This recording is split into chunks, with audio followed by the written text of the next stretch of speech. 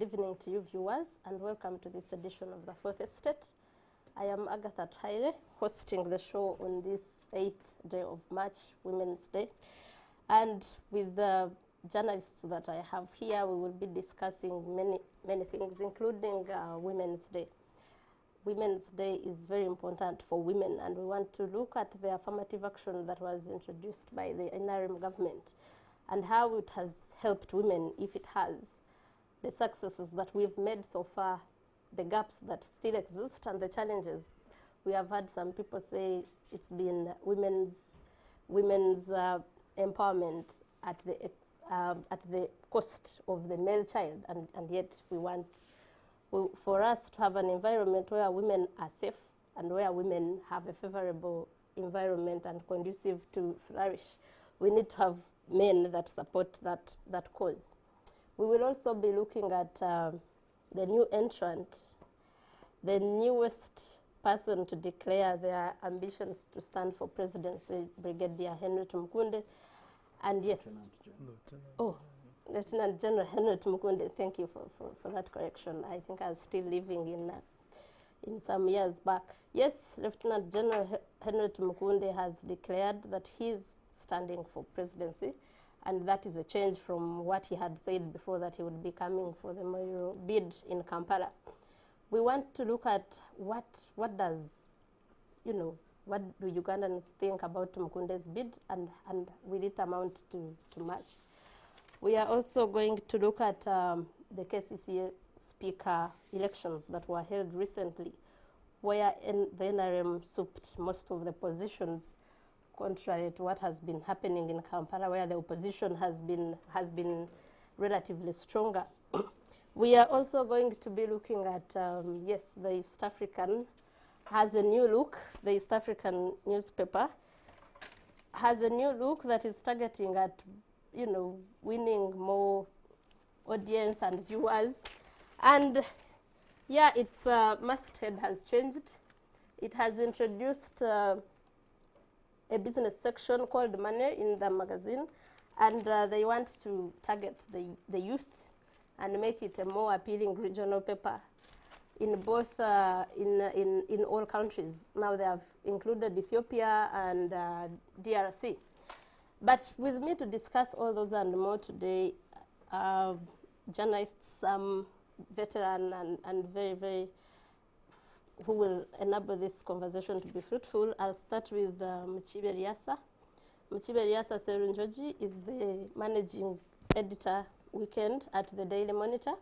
Welcome, Muchibe. Alexa Taire is now the editorial director of PML Daily. PML Daily is an online news publication. Thank you, Agatha, and good evening to all the viewers out there. We also have Dictor Simwe. Dictor Simwe is actually better placed to talk about the East African. She's a senior writer at the East African newspaper. Welcome, Dictor. Yeah, so being Women's Day, we want to start with that. We have seen the government celebrating Women's Day. We have heard President Museveni talk about how he has promoted the woman, how he has, and yeah, we have seen other people challenging him, but everyone says the women also vote for him because of the successes they have made and the strides they have made in his government. But we want to ask a question. How is the affirmative action that was brought to enable the woman be at the same level with the men? How is it working? And I'm going to start with the woman on this panel. Dictor Asimwe, please. Okay, so I don't know if it's just a Uganda thing. I think this is a global thing. 1995, the Beijing conference, most of the things that have happened since are a factor of those agreements, and many countries, I guess, have since moved to have more women in their parliaments, to have more women, like the measurable things where you can say, many African countries, except the Arab world, of course, have done certain things. Whether affirmative action is working as it was intended to, that's a discussion that we would have to have more conversation about, because just the other day, I listened to an official at the National Planning Authority, and he was arguing that it's time to review affirmative action, and he said that it does not make sense, for example, to give 1.5 points to a girl who comes from Gayaza at the expense of a guy who comes from, say, Karamoja.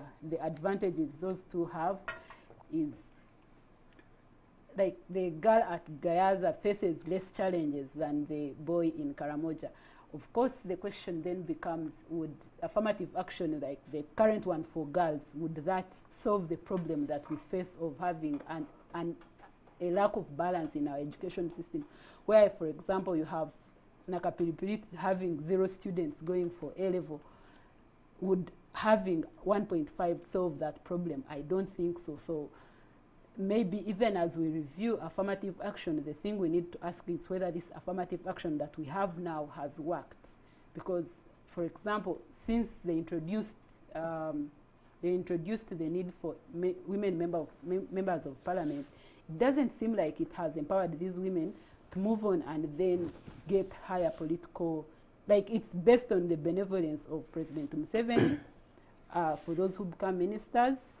It's based on once a certain woman MP becomes a woman MP, and if they can keep that job, most of them try to keep it as much as possible, because I don't know whether it's because they fear the men or because it's more comfortable, but what the result of that is that we've been stuck at something like 30 to 35% of women in parliament, but these women are not even able to move the issues that you would consider as women's issues, whether it's land ownership, property ownership. The marriage and divorce bill, for example, has refused to pass because of that. So maybe it's time to ask, does affirmative action in its current form work for the people that it needs to work for, or it works for the elite woman who gets a few crumbs here and there? Because again, if, for example, this education thing, there has been this issue that in the arts, for example, you have so many girls outnumbering boys.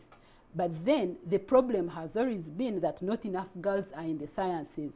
And that's still a problem. You don't find, I remember when I was at university, most of the girls that were doing engineering were doing it by virtue of the points they actually got. They were some of the best students in Uganda then for them to be able to do engineering.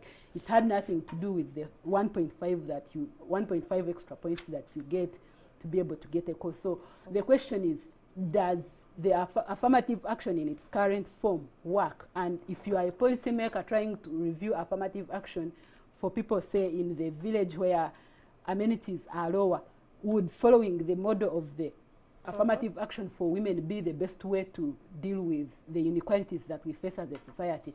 I don't think so. So Dicta is saying affirmative action needs to be reviewed. And I have heard this before. People, for example, questioning how the Speaker of Parliament, Rebecca Kadaga, who is the Speaker of Parliament, still stands on that ticket of affirmative action. But how, I will ask you, Muchibi, this, how would it work differently? Because can we have policies put in place for that woman in the village, and at the exclusion of these elite women that are already there and probably do not need any help? How would it work if it were to be reviewed? I wish I knew how it would work actually in practice, but I think Dicta raises an important point which you underscore. That because my understanding of affirmative action is that somebody is given a hand up, and once they are ready to stand on their own, then they are left on their own to compete. If I may stay with the example of the Speaker of Parliament that you talk about, she's been in Parliament since 1989.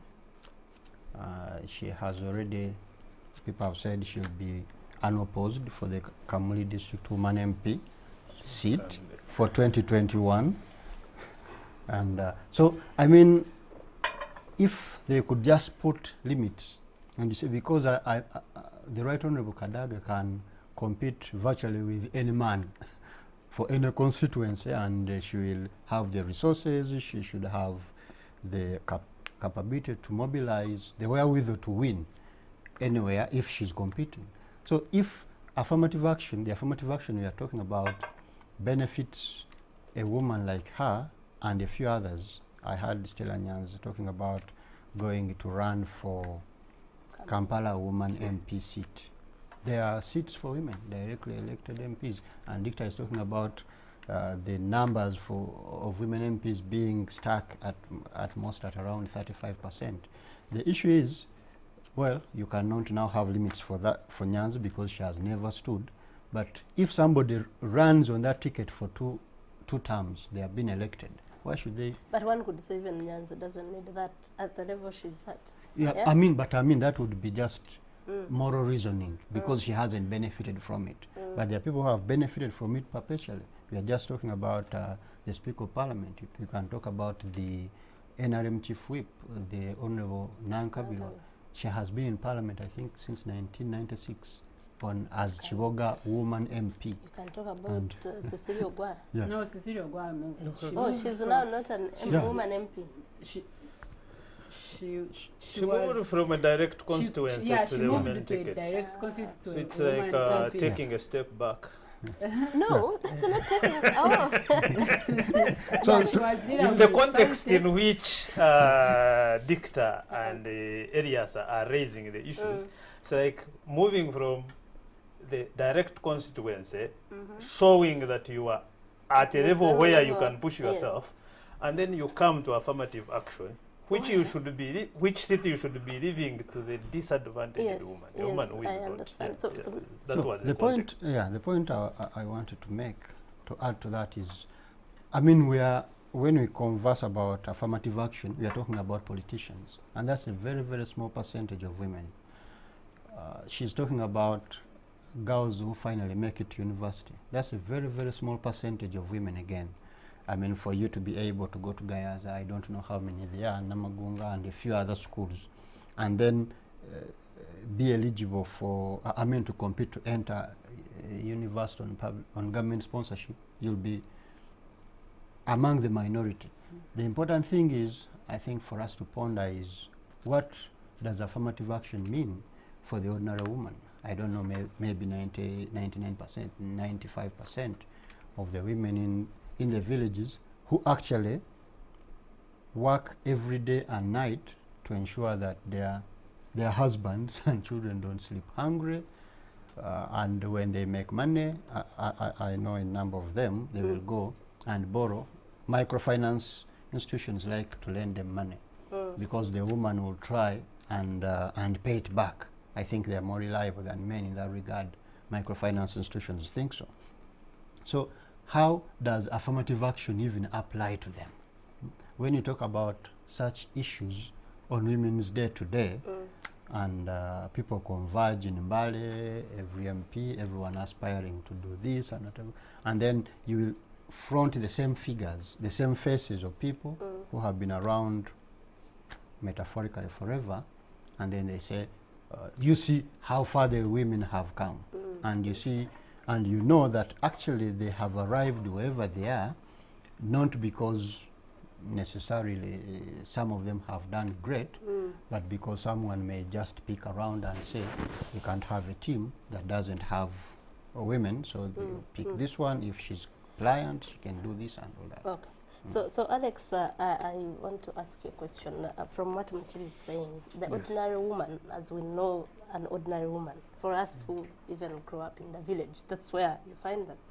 They still struggle to educate their children when their husbands are drinking or marrying other women.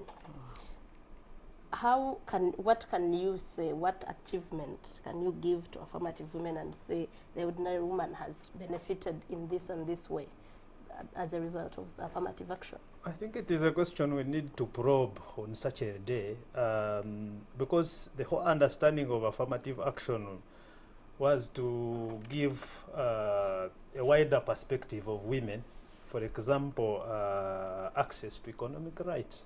Because the whole issue of affirmative action is to continue to paying attention to programs that are meant to equalize women from the historical imbalances. And one of those was the economic question. Unfortunately, when the matter comes up, as Elias has said, we focus on the politics, which is a very, very minute part of the whole program. So I think it is a question that we need to be probing on such a day. For example, things like land rights. How far have we gone to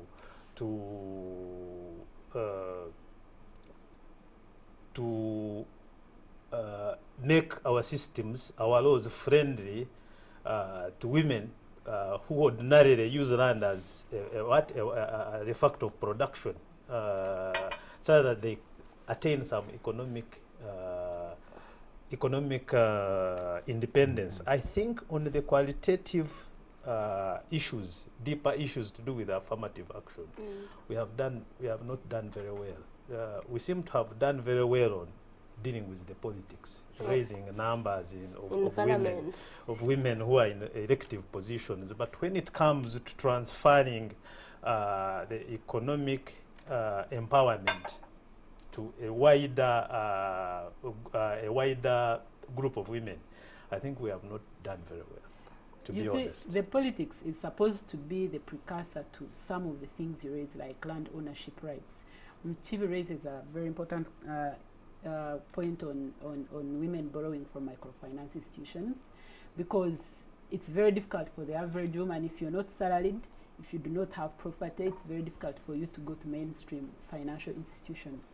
Remember, microfinance institutions have some of the highest interest rates, and because women have no property rights, they cannot borrow have no land, have no property rights. They cannot borrow at the same rate as, say, a man or an empowered woman would, because, but that is something that I guess should be decided at the political level.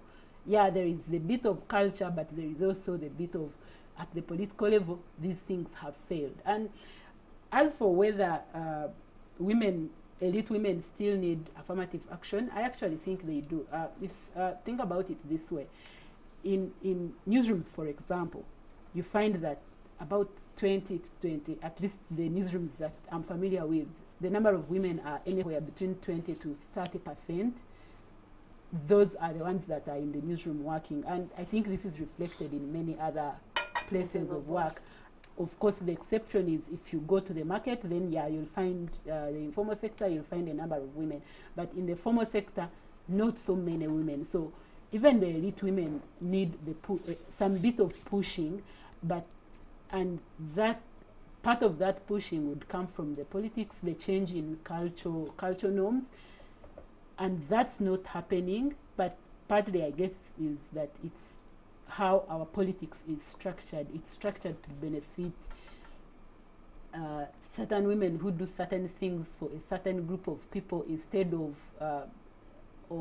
women in general. It's still that politics. The politics is not addressing the issues we face, and that would also go to things like the police.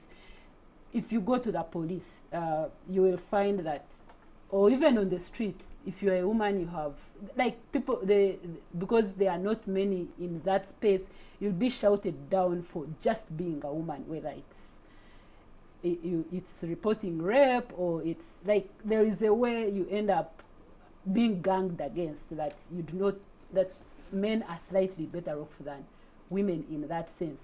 But again, it's the politics. It's the failure of the politics to look at those particular things that need to change. And like I said, I think in part it's that stagnation of the number of women in political spaces. Okay, and civil society as well. Well, it's really not just the politics. It was going to take a while to change the cultural perceptions, because when you talk about economic rights, we need to look at the issue of inheritance. It's still, and that really politics cannot do much. But we need, when we are looking at the achievements, maybe we should have started with the newest women that are heading government parastatals. The new executive director of UCC is a woman now, Irene Kagwa, and she's acting. Stanbic Bank MD now, Sylvia Juko is a woman. So when you look at that, the person who replaced the former woman at UNOC, at the National Oil Company, is Nabanja. Yes. So when we look at that, yes. Even Talo Oil, Oh, even executive who replaced Mugerwa is Mugerwa. a woman. Yeah, that's a plus. But yes, we know that there's another woman. There's still a different kind of woman that doesn't seem to have been helped much. And the question I was asking is, how can government do it differently to make sure that it is not just the Speaker of Parliament, Rebecca Kadaga, or Cecilia Ogwar, or Honorable Nankabirwa that come on that ticket of woman MP. Also, they should not use the ticket of woman MP for leaving these other many seats which are more than woman MP for the men. What else can government do to further aid a woman? Who has I don't know. suggestions? I mean, I just wanted to hint on something. Can I go first? Yeah. You see, when we need to deal with the issue of, if you want to empower a group, how do you deal with it? You must give them economic rights. You must give them an access to you must empower them economically. And then another thing that is an equalizer normally is education. I agree with Dicta. When it came to education, the policies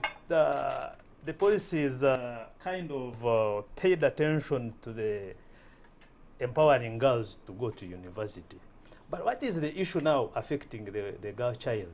I think it is this issue of sanitation at school. When you look at the lower primary levels, so if you are giving girls only 1.5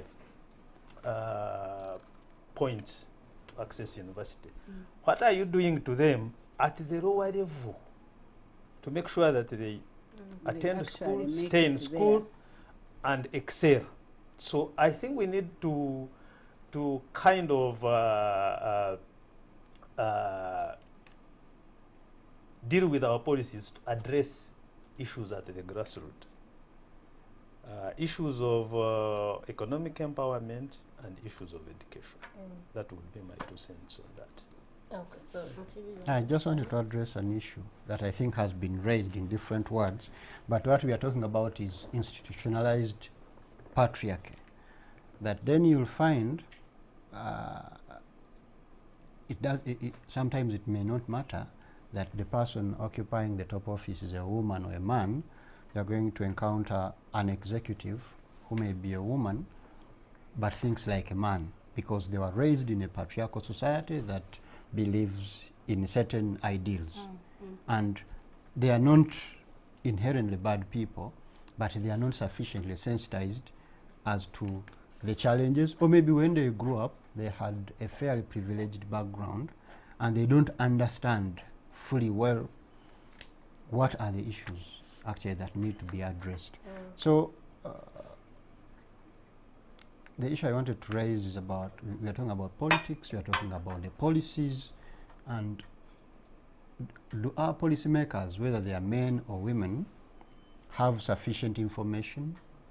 I know we have the Equal Opportunities Commission now, and they talk so much about, let's say, gender budgeting, being aware of this being done in local government, and every time they send out reports. But I have not, for instance, had a committee of parliament sitting down to examine a report, and that makes headline news that actually the Equal Opportunities Commission have said this, and it is a big problem that in most districts issues like gender budgeting are not paid attention to, or in sub-counties, and this is how it should be done, the modalities. So I mean, these then, so people in the Equal Opportunities Commission continue to do it as a job.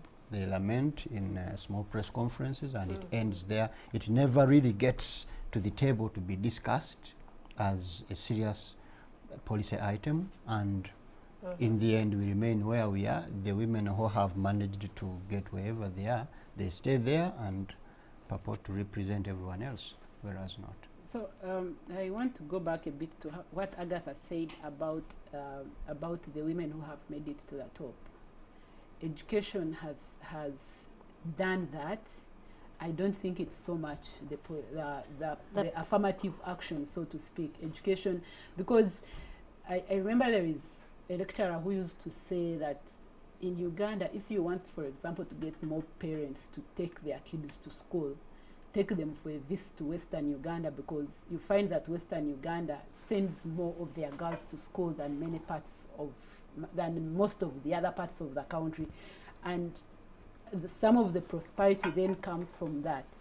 So you find that that way you're changing the culture, the way people think, the way.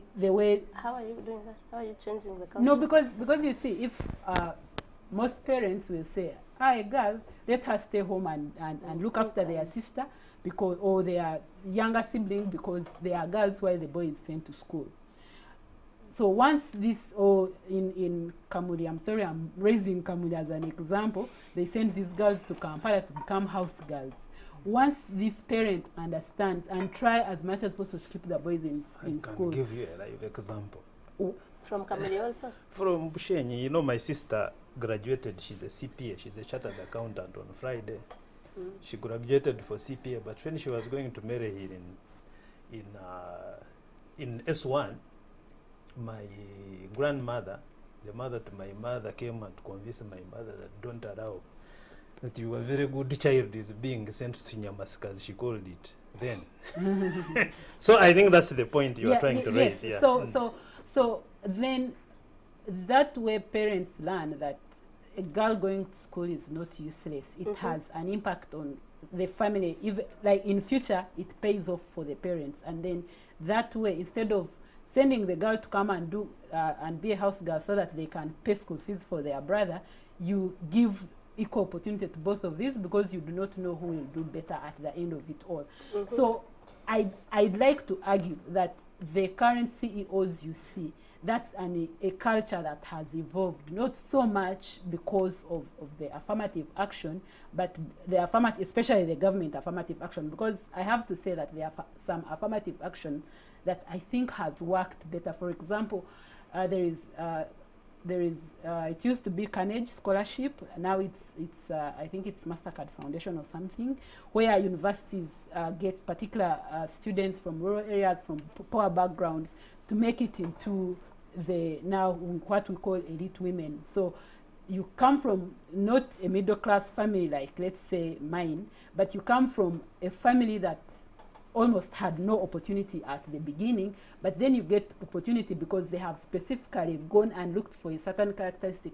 This is the kind of girl we want to raise and put at the national level. So there are some actions that have helped. However, I'd also like to say that some of it may be because as women we have also internalized a certain type of pain. We were having a discussion the other day about, for example, pregnancy for women. You find it surprising, for example, that no one knows that what they call morning sickness.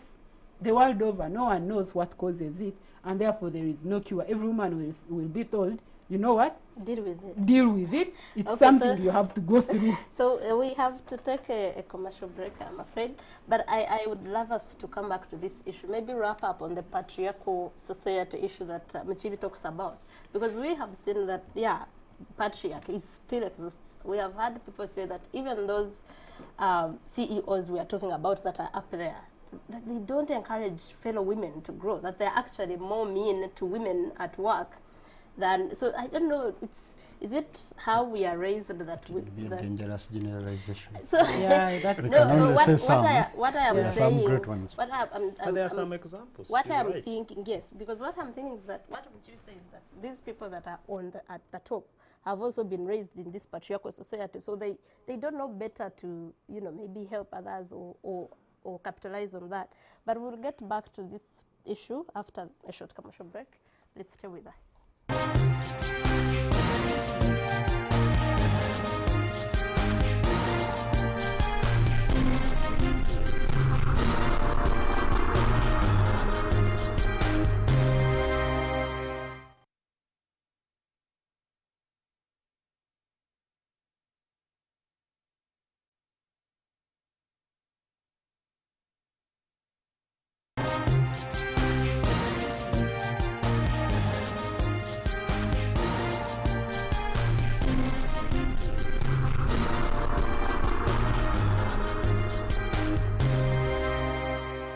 welcome back from the commercial break, and we are glad you're still here with us. And before we broke off, I was saying we should get back to the issue of patriarchy, the entrenched patriarchy. How can government policies deal with that? Because what I was talking about is that even the women that have made it as a result of affirmative action, they still have that. I have seen people say, oh, you're doing this when your husband is, you're out and your husband is at home. And they are women because they have been raised to be submissive, to think they are less important, or the men are always, you know. So I would like us to maybe give our views on what the government can do to change this whole entrenched thing that we think that has held back the development that they are looking at. And on that, we will also look at, has it affected the male child, the boy child, that more energy, more efforts and attention is being put on the girl child at the expense of the boy child that we've seen will still come and rape the girls and mistreat them. How can we strike that balance? I'll begin with Mchibi. I mean, excuse me from speaking about what the government should do, because I don't think it's just actually the government to do it. Empowering women, in my view, and it's a view shared by many, I'm sure, it's not just a matter of social justice. It's good economics. I mean, if you think that at least half of the world's population are female, and actually they are, yes, more than half, but there are places where you'll have more men. So if you just say at least half 50-50. are female, then you say, I mean, you are actually sacrificing about half of potential productivity if the females don't achieve their full potential. I'm sure in so many Ugandan villages, we are talking about patriarchy, it is very different today than it was even 20 years ago, whatever. That thinking that you see the male child will be the guy who will get the family through difficulties or the hardship. Because there have been many families that have seen their girl children through, and the girl children have turned out to be, even in many cases, much more useful than the males, and I'm sure that is even more important. And I think that is the biggest weapon that has fought against patriarchy continually. I'm not sure there are very many parents anymore who will just imagine that their girl children will not achieve as much, in many times even better, because they'll have seen the neighbors, or at least everywhere. We have, I think, talked a lot about the idea of promoting women to the highest possible positions. I think on the flip side, if we want to take positives out of it, it at least acts as a good example, as a catalyst. People look at it and they say, okay, I know if there's this woman who does this, then I can do it. And I think that is very important. Quickly, about the boy child, that is an uncomfortable subject itself. Because, I mean, there has been a lot of talk about making sure that the girl child's potential is exploited to the full. And I can't say that it has been emphasized enough. That gospel must continue.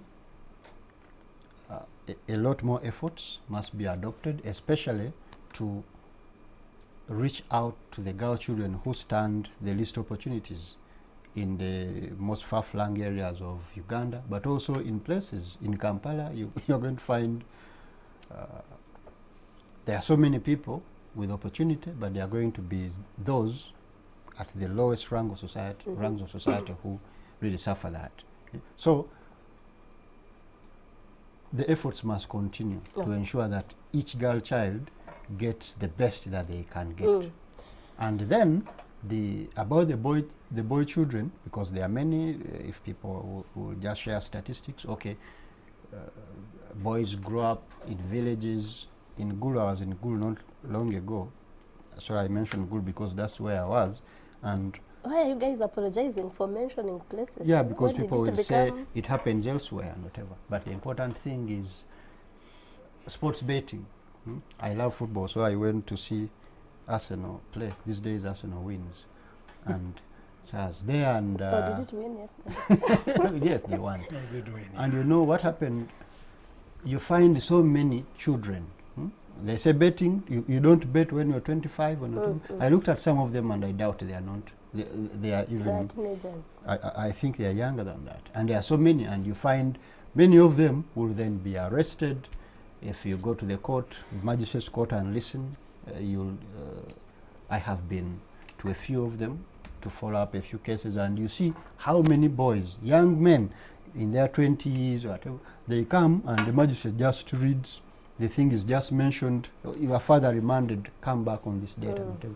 And so before the magistrate stops to even listen to one case, they have further remanded 40 boys they have, because they can't deal with the backlog. Yeah. And these are petty crimes that are being committed by the boy child, because there are even much less initiatives that are targeted at ensuring that the boy child also does get a good shot at life.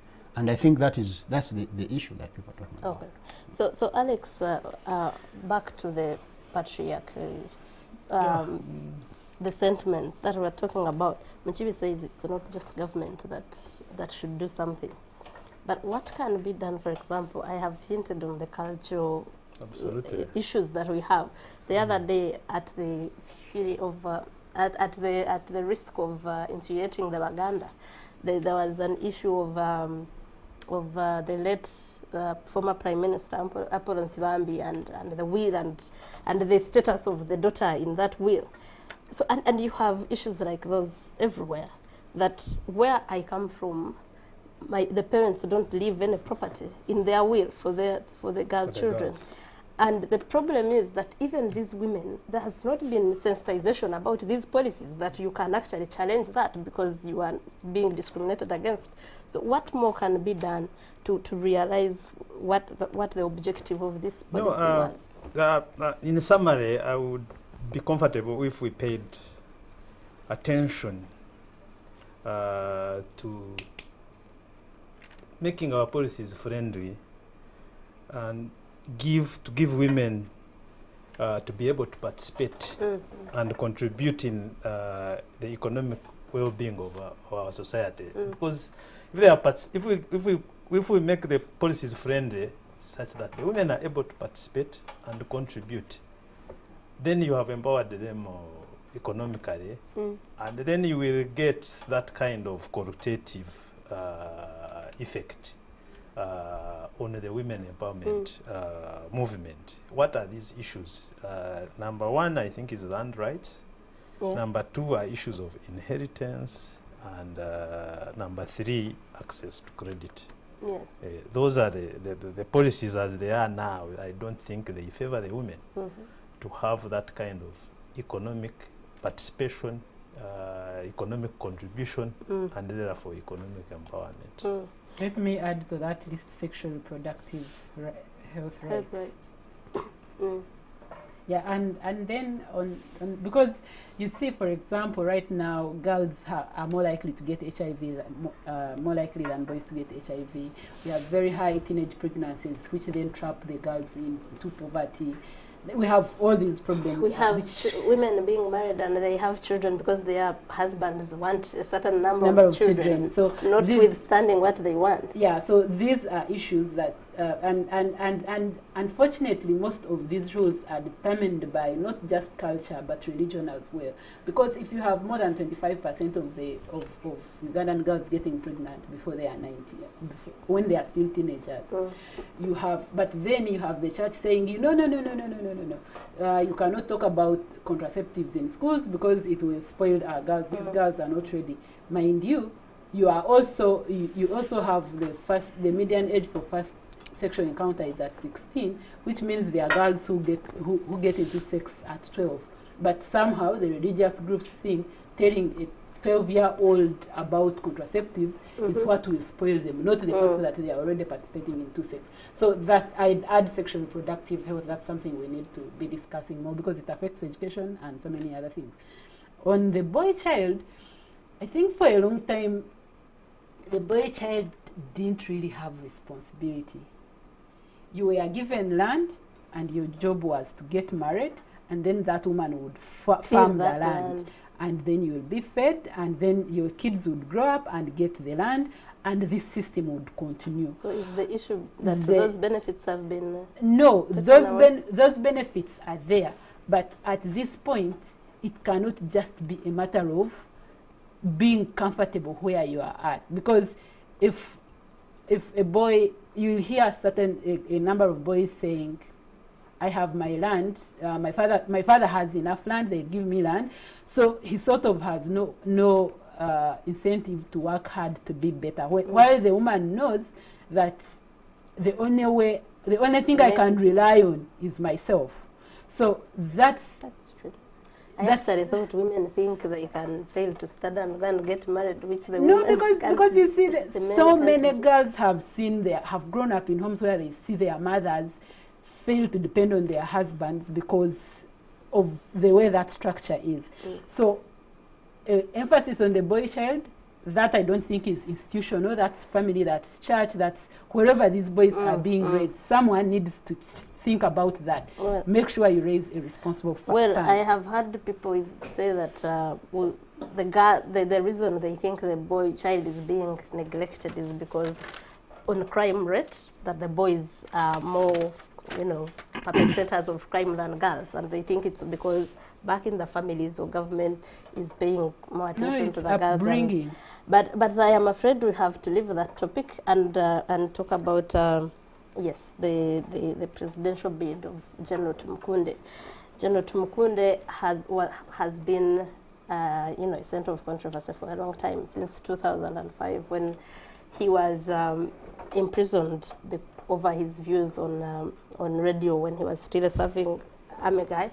He came back to government in towards the 2016 elections, and he has said so many times before that he does not think he will run for presidency, and the reason he has given is that other regions should also have a shot at the presidency.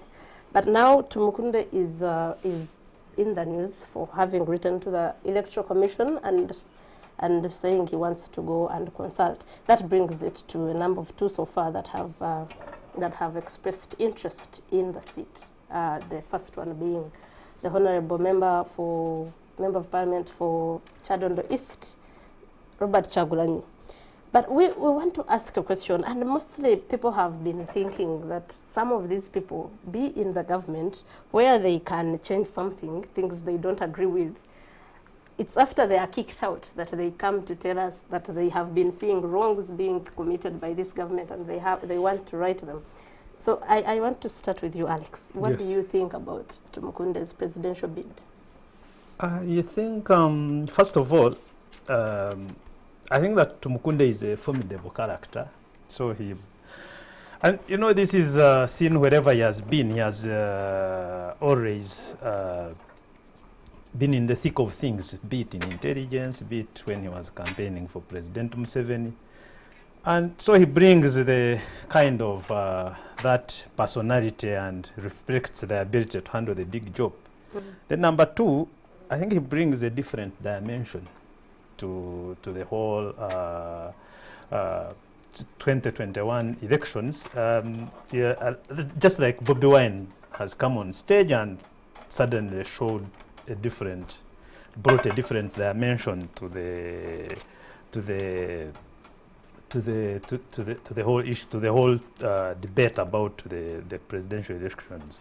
Now, I do not agree. There has been when Tumukunde announced by writing the Electoral Commission that he is going to have presidential ambitions, there have been people there has been a lot of debate. I do not agree with people then who come and say we should just shut him down. He has been in the system. Because I agree with the school of thought whereby the media platforms, the journalists, should scrutinize his record. And his record is there. They came in 1986. He was not happy with his assignment. In 1994, he went and ran in Rubavu. It was a protest move. So he has always technically been in the opposition for the last 34 years. Mm-hmm. He has technically been in the opposition. So, and owing to his background in the military and intelligence, I think he brings a different dimension.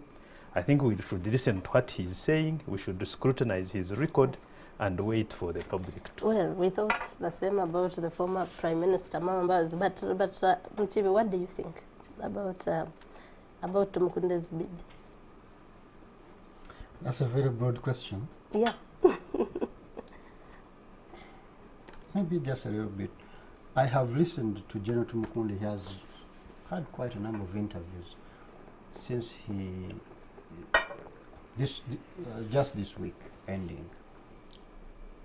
And he has made a number of important points. One of them that seems to shine through is he feels very entitled to, he thinks maybe he's not appreciated enough, because he says, okay, you are pushing us, now addressing that to President Museveni, pushing them out of the NRM and then bringing people who are not of too much value, who didn't do as much. He has said things like that. I don't know what that will happen, but I mean what that will mean. But one thing that intrigued me most, actually, just thinking back to when he wrote to the Electoral Commission that he'll be consulting, Amama Mbabazi, I think, was the first one. We didn't know about that clause in the electoral law that Of consulting. within a year, within 1 year left to the election, any intending candidate may proceed to consult. They just need to inform the Electoral Commission. 1 year to election or to nomination? To nomination. To nomination, whatever. So, Amama wrote, and I think the Electoral Commission received him well.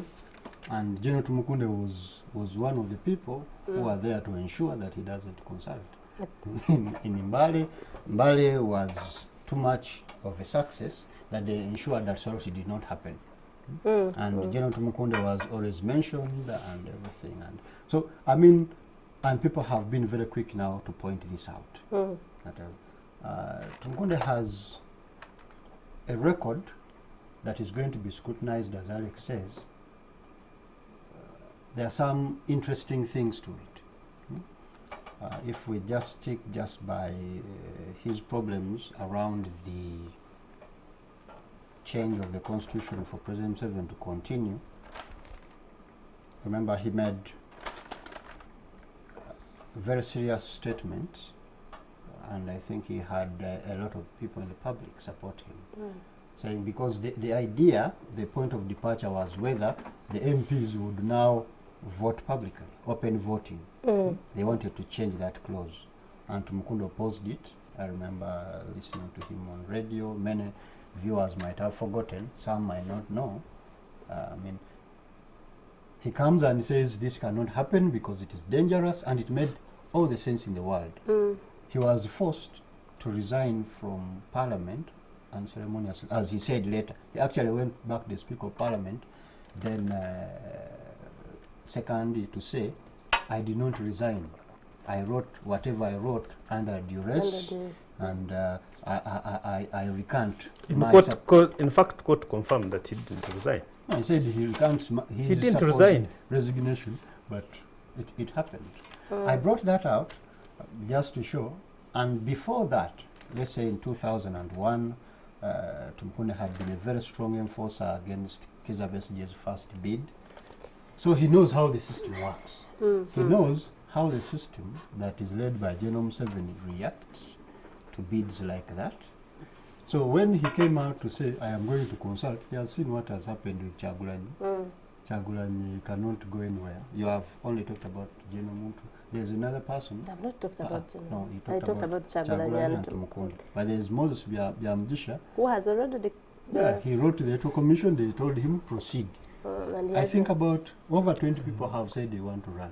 He's But I see- everywhere. I Moses see Moses Byamugisha has Byamugisha. been consulting. Yeah, so he goes, let's say to Zombo, he takes a picture and whatever, and he says, you see, I've been here consulting. You don't see people following him, and no one is going to pay attention to what Moses Byamugisha is doing. But General Tumukunde knows that it is going to be different with him. It is going to be exactly the same way he has been working in the past. Let's say 2001, 2016.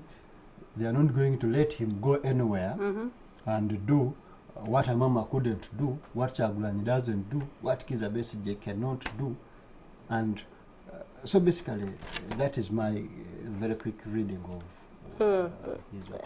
I have heard him say, I think when he was hosted here on the spot, when they were asking him why he was back in government, and now he seemed to say, you understand your circumstances. And he asked, has Sejusa ever been retired? So meaning he played his cards very well to get retired in the army and maybe be free to join politics. But Dictor, what's your take on it? Well, I found that to be a fair argument, and I also have to say, when Tumukunde speaks, he sounds good. That could explain, because there are people who are asking, why is Tumukunde a major story in the news? It's because like he sounds like he has thought out his strategy.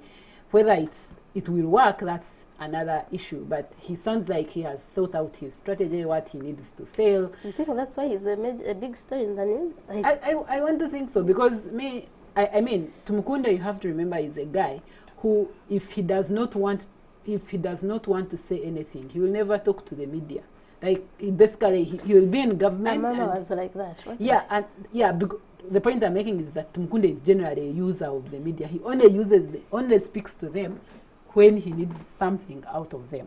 What did he need in 2015 when he was hosted here by Joel Senyonyi? He wanted to be reappointed. But what I'm saying is that the biggest actually surprise would be his relations and connections, the first family maybe, that people did not think that someone who has been but he says he's not related to the first family. Well, By that's DNA. No, you have to quote him right. He By says he's DNA. not related to the first family By DNA. by DNA. The- But the- anyway, marriage. it is But a by fact marriage. that by marriage, the I other think thing is that people thought, you have heard people say he was rehabilitated, because we know that people that were witch hunted, the rest were never brought back to government at any point.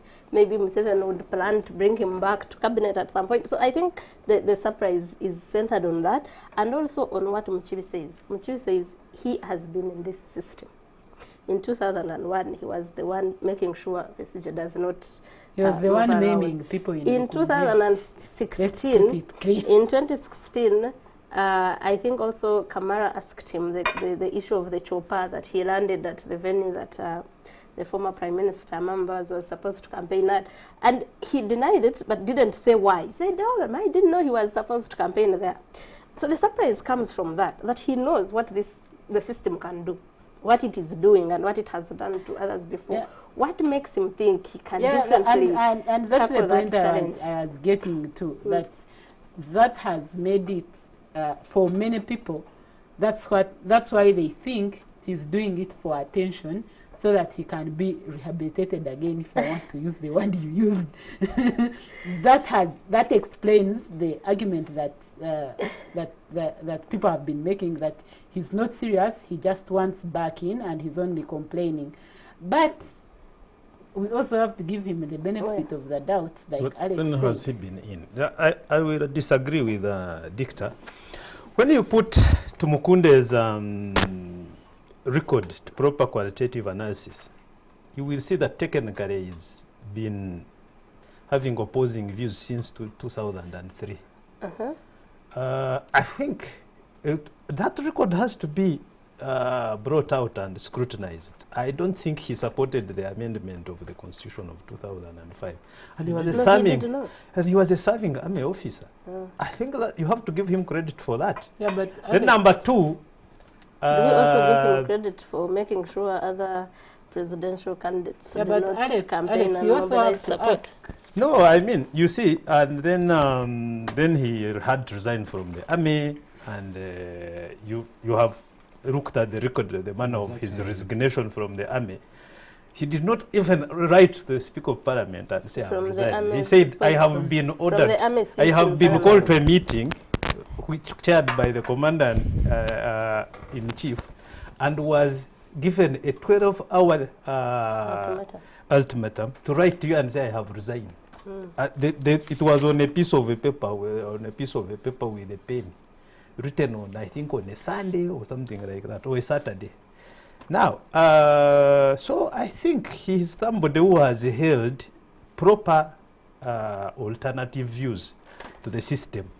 Now, you have to give him a benefit of doubt. If you have watched his media appearances all week through, he has said he has tried to explain his role in the 2016 elections, where he was disorganizing the Mbabazi rallies,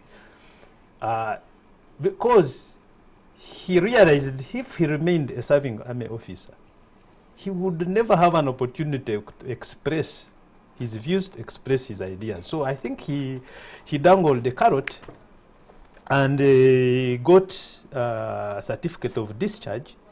But then, you know, it was too close to the elections. I don't think I don't think you can work a deal with somebody, then in 1 week you are on the other side. I think he participated in the 2016 elections because it was just too close to the events leading to his discharge from the army.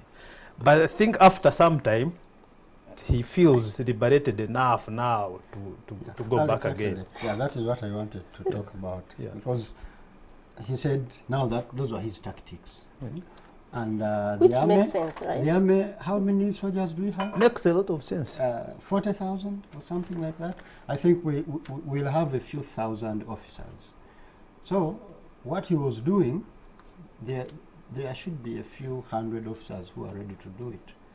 And the commander-in-chief will therefore deploy them against General Tumukunde the way he was deployed, to willingly do what he did. I don't know what he wanted to achieve in 2001. And Yeah, for me that's the question. And I have looked at his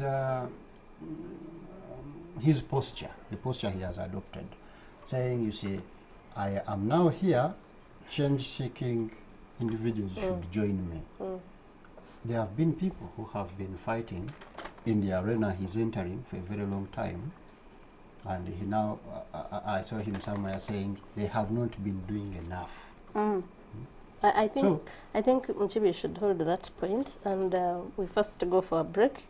When we come back, we start with exactly that, because I wanted us to look at what makes him think, yeah, and he says they have not been doing enough. He has said some people are happy being perpetually in the opposition. But when we come back, we will look at what this bid means for the opposition or the NRM itself in the upcoming elections. We'll be right back.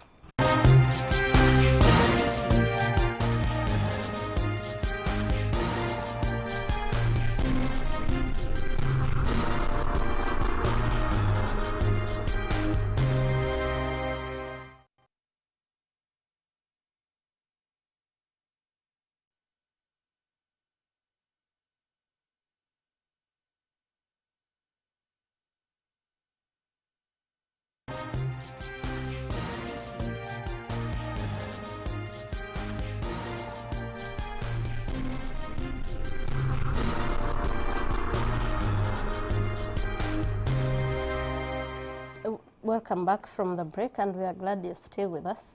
And like I said before we went for the break, I'm going to let Muchibi finish his thought on what Tumukunde thinks about the breasts that have been in the opposition and how he thinks he will do it better and maybe be allowed to do what others haven't been able to. Yeah, certainly General Tumukunde will have a lot of time to explain for himself what he thinks he can do differently. I just found that a bit condescending, and it actually happens that everyone who comes out of the establishment, the latest arrival will say, you see, there has been this and whatever. We have been fed on that before, and then but the I mean, the devil is in the detail. What I wanted to say about General Tumukunde is, honestly, I don't think that his bid would amount to much, but he was fired. We didn't expect that he'd get fired so quickly, especially after his epic fight with the former IGP Kale Kaihura. Thought he had broken Kale's back, and I gather a few things that people say that maybe in the process he did, like other people did, they would fabricate a lot of evidence against General Kaihura and this and that. So that fight also claimed him. He might then have a grudge against the appointing authority, saying, you see, you fired me when you didn't have to, and I had been out in the cold for a long time. So Tumukunde, in the coming election, in my opinion, can only be good for nuisance value. That you see, I am going to stir up things for you because you did this. I still think a deal is possible. Is perhaps one guy who would converse with his former boss and they say, you see, yeah, I did this and whatever, but these are things we can discuss. It may not be anything beyond. Okay. So Dictor, what? For me, I also think Tumukunde is a non-starter. I mean, if he feels there's something that the opposition has failed to do, he should go and talk to them. And I mean, he's in talks with them. He has said yeah, that. instead of going straight for the presidential bid, which I think is the sense of entitlement among many of the former NRM guys who have been at ministerial level and above, almost all of them, when they come out, they want to be the presidential candidates. I do not understand that. And for some of those who what have do you mean? failed, Why is it a bad thing for them to no. Because you see, come out and guide if need be. But you can't say that everyone else who has been here hasn't been doing enough. I am here to change that. And if you can lend me 30 seconds, because you are saying come out, I wanted to say that Tumukunde is coming out of nowhere because he was already out actually. and that's what Alex has been laboring to say, that actually has been longer in there. No, the issue is he was Minister of Security. They have actually supported me. He was Minister of Security and got fired. So that means his use ended as far as the president is concerned. So he's not like, let's say, a mama who now you would find was mobilizing and whatever, he's found out and he's fired, he sticks to his guns. That's the difference. This one got fired and then most commentators, from the outside, he comes out and most says, commentators like Eliasau and Dictor, who are dismissing Tumukunde's bid, looking starting with an example of Amama Mbabazi, that Amama Mbabazi came in 2016, promised so much, and performed dismally.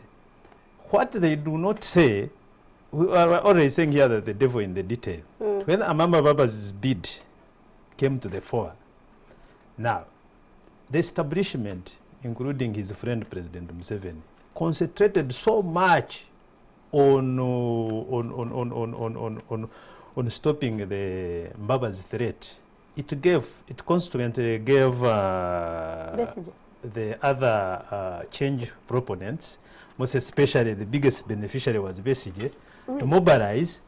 And when you look at the figures in the previous elections, 2016, Besigye grew by 1.2 million votes. Okay. And the highest he has ever. Alex, the highest he has ever grown since 2001. Okay, we will hold that Museveni. because Alex Museveni. thinks the Besigye's votes grew because of Mama being in the race. with different dynamics. Let Dictor finish her views because on you see, when I wasn't just thinking of Amama Mbabazi, I'm sorry to say, but the Amanyamshegas, when they came out, the area Kategayas, when they came out, they expected to then lead the flag of the opposition.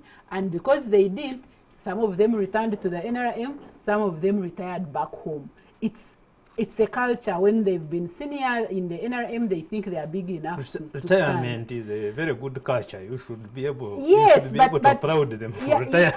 Yes, so retirement, but Elia Kategaya on the other hand just returned to the NRM. My point is, Tumukunde, first of all, and he's been castigating the media for not concentrating on even his so-called ideas. I can assure you they are not great. I'll give you an example if you want. He was talking about giving youth money through the banks, the commercial banks. But this is something that the NRM tried just not long ago. And it failed completely because the commercial banks are used to have charging high interest rate. They get government, the Agriculture Credit Facility Fund, same thing. They are used to high interest rates. They do not want money where they'll be asked to give money out at 10%. So if even when you see his ideas, there is nothing new there. He just knows how to package his points. But the idea that NRM has failed to implement or to do better doesn't mean another presidential candidate What will he do? Because unless he was saying, I'll force commercial banks to cut their interest rates, but just saying... Will change the policy regime? Yeah, but you see, the point... No. Now, you guys are speculating, but the point he made was that the money should go to the commercial banks because then it allows more access, which is, for me, a non-starter because it's been tried and tested and failed. So, back to my point of Tumukunde. Tumukunde, if he feels there is something he can contribute to the opposition, he should go sit down instead of writing to the Electoral Commission and all that. He should go sit and say, look here, guys. This is call Chagulanyi, call BSJ and whatever. Say, look here, guys. This is what you've been doing wrong. Let's sit. Let's discuss it. Otherwise. And to your point of 2021, BSJ getting 2016 BSJ getting a lot more votes. I can assure you that 2021 will be like 2011. And my argument here is that it's not what you think is there. It's not that there is another operator. The reason is that there is a staggering of voting. In 2006, people felt like they had voted, so at least those in the opposition felt like they had given enough votes to BSJ for him to win an election. And because he did not win or take up that win, they decided in 2011, this election is going to be there. The same is going to happen in 2021. It doesn't matter the number of candidates. Just watch that. But now you are just speculating. Yeah. Because at the end of the day, everyone has a right to go and stand for presidency, which is what Tumukunde was saying, that, let even Mohozi do what? He's right. So if you're going to go to the bargaining table with the other opposition, maybe you need to first show that you are also interested before they take you serious and maybe invite you for talks and listen to your views. But you had a burning issue that you wanted to respond to. Was it also about BSJ's performance in 2016? Or No, can we move on? I didn't want to go into those figures. Okay. So I think we have talked about Tumukunde's bid enough. Let us talk about the KCCA elections that speak for speakership that were held. What was the day? Was it Thursday? That were held. I don't remember the day, but sometime this week. And the elected speaker was Kawaria Ibrahim. Abubakar Kawaria. He was an FDC member, but he is an FDC member. But He's an FDC council. But independent leaning and was supported by People Power. The FDC had another candidate in that race. How is an FDC member again? How can he be independent leaning? Because they did not, because the party did not give him the ticket. So there was another FDC candidate who came second. Did she come second? No, she came third. She came second. Nyanjura Doreen, the councillor of Makerere University. And the deputy speaker now is NRM's Burhan Byarhanga. But the other positions were mostly in the councils, the divisions were mostly occupied by NRM. Not all. There's a DP. There DP are two has DPs. gotten one. One speaker, one deputy speaker. Yes, there are two DPs and other two independents, and the rest are NRM. And this, why it is strange is it is in Kampala, where the opposition has always been stronger, relatively stronger than the NRM, and many are attributing that to the bickering because when you find the FDC, for example, having two candidates run for the same position, that means it was happening everywhere. It's only that we're only looking at the topmost speakership of the KCCA. So what does that mean? What does this mean for the opposition? Is it losing the strongholds it has had? Is it an issue of not being united? And I'll start with you, Dictor, you're the one who has before said unity of the opposition does not matter. So I am very sure I've said unity of the opposition at the presidential level does not matter. Oh, it was only at the I didn't hear that qualify. So, and I've also said that the opposition needs to look at its lower level councils. Now that's, no, lower level positions. Now that's something that I might want to take back, because here's what I think happened. I don't think it's just the bickering. I think the problem is, in many cases in Kampala, and a good number of the opposition, they are in it for the money, for the positions per se, which is why Kawalia did what he did, struck a deal with Burhani. Ensure your votes come to me, I'll ensure my votes come to you. And for a long time, opposition politicians, even in Kampala, I don't want to raise names, but if I was to give an example, I'll give an example of someone like Nabila Sempara. They get voted by voters, they on an FDC opposition ticket. Once they've gone where they're supposed to go, they do what they think benefits them, and then make sure that they get on what they think is, in the next election, make sure they get on what they think is the strongest ticket for them. Which is still the FDC ticket? No. Yeah, for Nabila, it has been the FDC ticket, but actually in 2016, she tried, she tried Amama and then realized that Amama was a non-starter, and then forced herself on the FDC or sitting next to SJ. And it's the same for Kawalia. No, because these things, you see, you're talking about bickering. It's not just bickering. And because Kampala is the way it is, people will come and vote. They don't really like hold accountable their leaders. They just come and vote. Is it a key? Yes. Like in 2016, especially the councils, people were angry. So they were angry. They felt they had been rigged out at the national level. So they were like, okay, we are going to go and vote FDC. There is evidence of bickering. No, the evidence, you see, what you call bickering, yes, is actually a situation created by the politicians, because they feel that's how they get to positions. If you listen to Kawalia, this is what he said, and this is, for me, the evidence that I'm looking at. He said, you see, the speakership is about the welfare of councillors. Kampala, councillors in Kampala are some of the best paid councillors in the country. Most councillors don't earn a salary every month. Yeah, they are the best paid councillors by far. So what is it that is welfare that he would double cross his voters so that he can hand Burhan a ticket as speaker? It's a political game. Yeah, no, but that's it's not supposed to just be a political game. It's supposed to be a politician who has values. What this tells us is that these guys come, get votes. Now, he's saying people power, but just wait and see. If FDC turns out to be the strongest political party in the next election, he will be back fighting for that FDC ticket. Because I am surprised that Muchibi is saying that the person you referred to, the MP, the woman MP for Kampala, is now eyeing people power. Because there's a time I think she had moved with Mugisha Muntu from the FDC. So anyway, I'm going to ask you the same question. Yes. Is the opposition losing Kampala? No, I don't think necessarily they are losing Kampala, but they need to pay attention to the cohesion within their forces. There are two schools of thought in the opposition.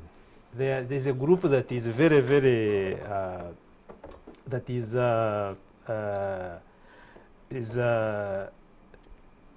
is so rigid. For example, to political It's so rigid. When you talk of coalitions, they are so rigid. Now, I think NRM has taken advantage of that rift within the ideological cohesion of the opposition and been able to win these 9 seats out of, they won 9 out of 12. When you look at 2016, the population in Kampala and Wakiso massively voted against NRM. Now, they realize that they are weak. So now, how do they come back? So they dangle this, they dangle this, they dangle this partnership by partnering with some of the opposition members who have differences. Because I think why FDC lost the speakership, I think most of the councillors thought that Kawaria should be the candidate, but the FDC national team then sat and evaluated and said they should front Nyanjula, and that's where the problem came from. So NRM is, in the short term, they are taking advantage of the bickering within the opposition, but in the wider picture, I don't think NRM will make inroads in gaining support quick one, Alex. in Kampala and Wakiso. You forget that in 2011, NRM owned most of the councillors in Kampala. That's why they were able to throw out Lukwago, for example. So they did not throw him out. No, at least they censured him. They passed, they impeached him. And there were consequences of what they were doing. But sure, Yes, you so- people on that day, Lukwago's supporters were denied access to City Hall. Who is that? Yeah, but they had the majority. Sewanyana. They Yeah, were but they had lifted the and majority. carried out. Wasn't denied. And carried out. They had a majority. But Mchiri, what do you think about the results of the speakership polls? I don't read anything much in them for one reason. I mean, if you are talking electoral college, NRM always wins them.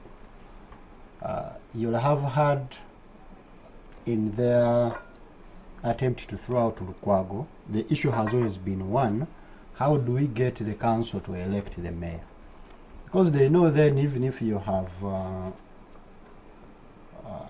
80% opposition councillors, they can get the person they want. Because an electoral college is very easy to deal with. to bribe. I you have say. to bribe. That's Yeah. what you want me to say. For instance, in the impeachment vote against Elias Lukwago, was it 2013? I have one friend who was a councillor then, and he still feels really cheated. He was definitely voted out in the 2016 election, but he felt cheated because they gave them money, they gave them chicken, nuts, chicken, and whatever, and then the bigger chunk was supposed to come after the vote, which it didn't come. If you look at the youth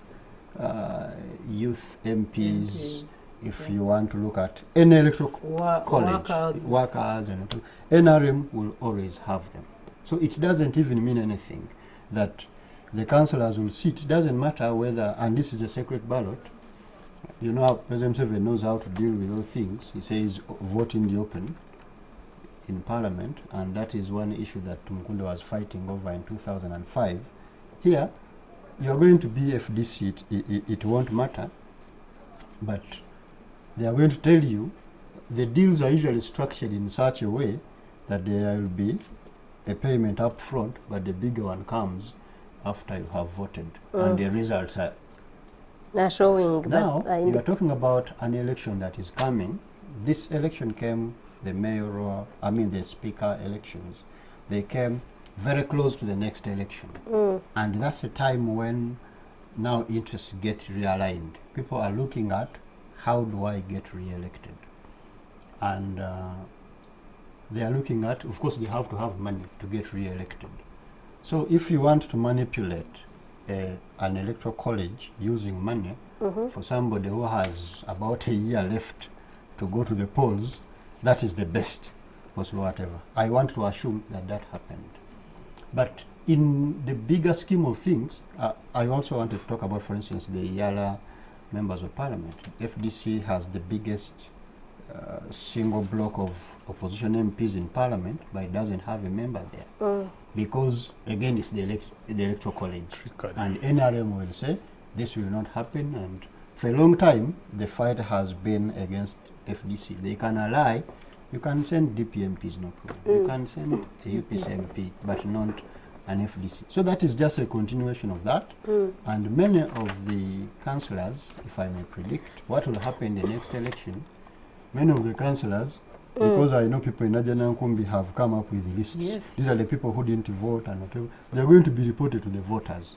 And they want to return like those who voted against Lukwago in the impeachment vote. So that is simple, and I don't think it will impact at all on the general politics in Kampala. And the I also wanted to say to the point that about Kawalia. A day after he was voted speaker, he called a council meeting and had a budget reading. The law under which he was elected speaker is gives the budget reading role to takes it away from the executive to Lukwago. But he allowed Engineer Chitaka to read the budget, and that brings me to the bribery. And for me, that points to what Kawalia's senses were going at. And also FDC, what he was saying about FDC choosing Nyanjura, it made sense because Kawalia, I heard Joel Senyonyi, for example, say that Kawalia is a people power person. If you're FDC and you have to choose between an FDC candidate who is people power and an FDC candidate. Who is FDC? You choose an FDC candidate. Okay, I am afraid that's the time we have for that topic. And I had promised the viewers would talk about the new look of the East African newspaper.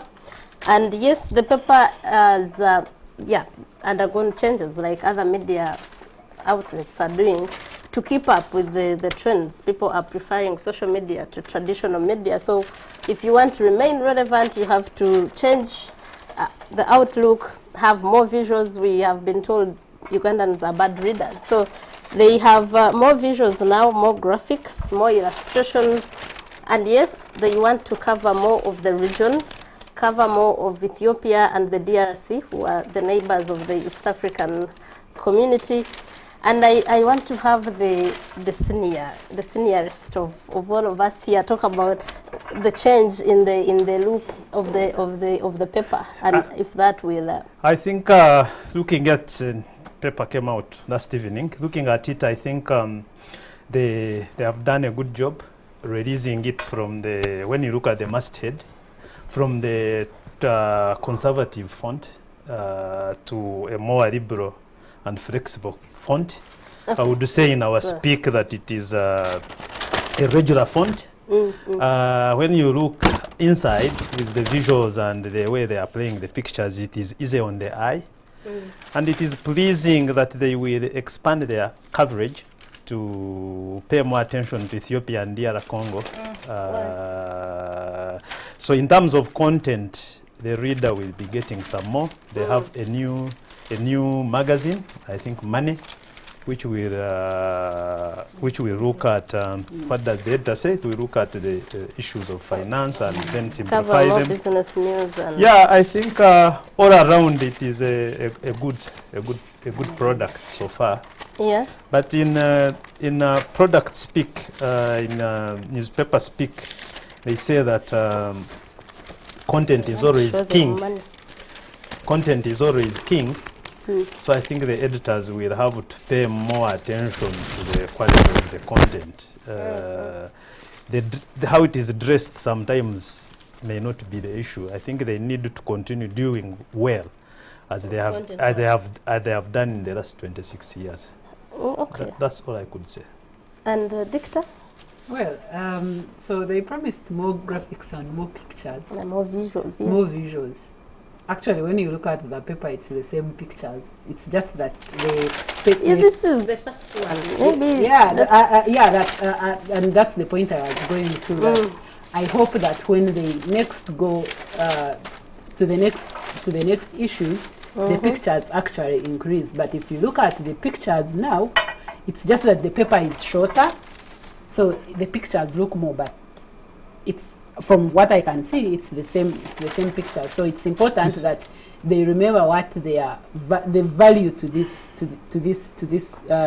redesign is. If you want more visuals, more graphics, then make sure you have them. For now, I am sorry to say, but I don't see them. And of course, the other thing is that content is everything. Yeah, the other thing is that they've changed the way the opinions were done, because Charles Onyango Boy is now below the cartoon, which is not how it has been. That has changed. But anyway, for me, I think also content. And my last one is this, that we've seen so many media houses, newspapers in this town redesign, promise certain things, and not deliver. That's something that the East African has to guard against. That's very, very important. There is a newspaper, I won't say its name, but when we were at Independent, we used to laugh. Every once in a while, they would redesign. And so we started saying, every time that CEO wants some extra money, he calls the redesigner, he changes a little bit, and makes a cut off paying that person who is redesigning. So the important thing is make sure once you redesign, the promises you make are delivered. Yeah. Okay, so your quick take, Muchiri, as we close it up. Maybe for me, I should just speak about the East African. I mean, the idea, because I mean, they are talking about money. You are talking about the DR Congo. The DR Congo has applied to join the East African community, and they are also talking about Ethiopia.